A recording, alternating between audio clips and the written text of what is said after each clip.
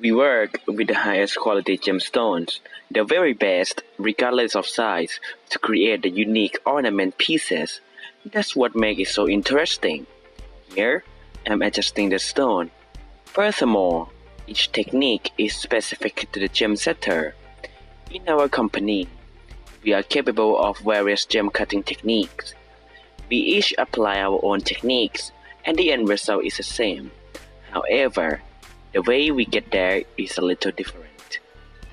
The principle of gem setting is to push metal onto gemstones. This is a closed setting. You push down the gemstones and hammer the metal above onto the gemstone. Here, we are working with very small gemstones. We mainly use corundum for the mystery setting.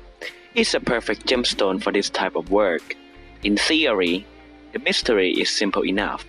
You slide the gemstones onto the rails, so the volume and the color are perfectly adjusted to create glamorous look for our customers. Practically, techniques are not as simple as it sounds. As a result, we have developed the technology to help us complete our job. The difficulty is that these small gemstones must fit perfectly in place, and they must reach their exact position and the set at the same time. When the gemstones are cut, we must cement it onto a stick. Then, this mechanical stick is held by this instrument. It means that we can move the gemstones both from left to right and from top to bottom. Next, we make notch in the stone using small saw. This is what we use to make a little groove in the stones, which allow us to slide it along and set it next to another stone. What's unique is the lattice, which lets you place a stone one after another.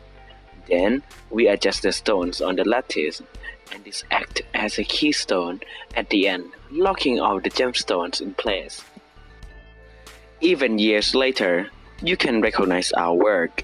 You will know exactly who has made this spectacular piece. AVALON has always been at its highest standards in terms of jewelry quality. From the selection of the stones, the setting, till the polishing, AVALON has always wanted to be the best.